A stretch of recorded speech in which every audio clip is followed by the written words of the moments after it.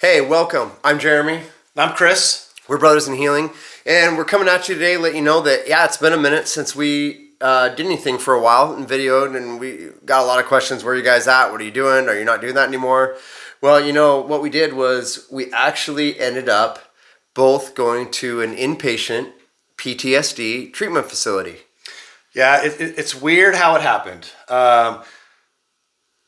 We talk about so much stuff together, Woody and I do, about things that no one else knows about.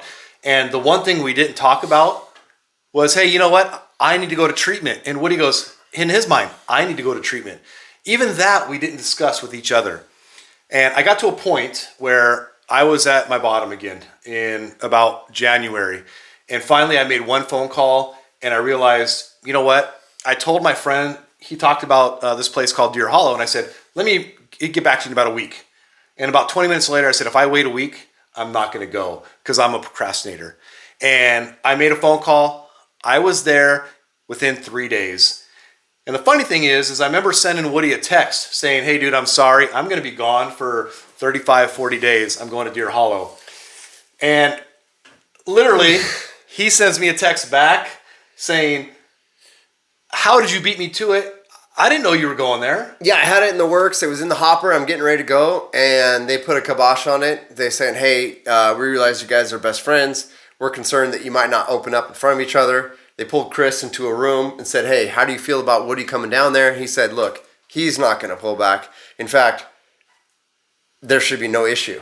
No. And there, I can't think of anything we haven't talked about or discussed, right? But it's kind of funny how we didn't even share with each other that we are hurting that bad. And that's a message to everybody out there. That is quite common that goes on. It's this self-isolation, self-reclusion. Don't talk about your feelings. That's the theme that we've been noticing in first responders all over the place, right?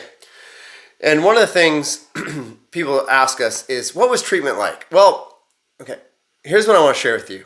If you think you're going to go to a PTSD facility and come out fixed, you are absolutely wrong. Not even close. And I'm not going to lie.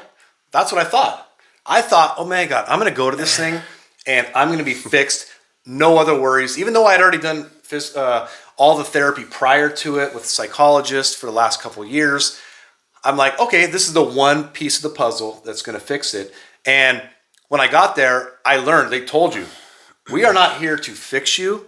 We are not going to fix you. However, we're going to give you the tools on how to survive, how to deal with our anxiety, how to survive with those triggers that come up, how to communicate with our family, how to communicate with our friends when all before we want to do is isolate. And I think a lot of these tools that we got are unbelievable, yet we're still working on them, every day. Yeah, I think that is the misnomer. Oh, I need to get fixed. And you look at it as, oh, okay, I have this ailment. I'm going to go to this facility. I'm going to get fixed. I'm going to walk out of there completely, put back together again. That's not the case. It's going to take hard work and dedication and practice. So I'm here to tell you, if you think that you're going to go to some kind of facility and just be cured and fixed, it's not going to happen, okay? What you are going to leave with is tools and tactics and additional things that you can rely on when times get tough to pull you out of that rut. And that's what we want to share with you. And we made a promise to our viewers that we'd always keep things real. I wish it was that easy. I wish you could go to a treatment facility like this and it's like flicking on a light switch and, there's a shortcut. The truth of the matter is it's going to take hard work and dedication on your part. In fact, I think I'm working harder now than I ever have in my entire life to try to use the tools and tactics that they gave me to deal with stuff. Everyday life stuff. Yeah, because when we were in the facility, you were forced to use all the tools. And so it was kind of somewhat easy, even though you're with complete strangers. And now you're sharing your life story. You're hearing other life stories of people. And I think at that point, you know what? You had nowhere to go. You had four walls around you. You were not trapped because you brought yourself there, but they held you accountable. And that's what I really appreciate is the therapist at Deer Hollow.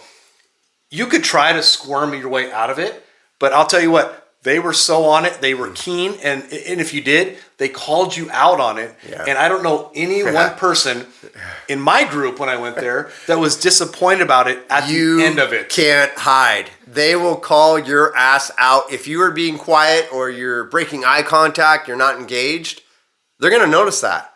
And thank goodness. Because if you really want to heal, you accept things like that. You accept the discipline. You accept the fact it's going to be hard work. If you really want to change. Now, in America, we have gotten to the point, America wants everything quick, fast, instant. Not the case. This is not, PTSD isn't like making a freaking cup of coffee in a Keurig thing, okay? It takes time, right? You ever notice how, like when you barbecue something, and you take the time, and you baste the meat, and you season it up, and you get the coals just right, and you cook it. And I know my mouth's watering too. Now, or if you're a vegetarian, right? You season those veggies up just right. You don't overcook them. You don't undercook them. That's the same thing, okay? It takes time, is my point. It's like baking a pie. Would you throw all the ingredients together, throw it in the oven, and the recipe calls for 30 minutes of baking, and you want to cut it in half because you want your pie quick? So I'll just cut it down to 10. That's what we do, right? Yeah, let's be real. Guilty. I'm guilty of that. It's not the case here.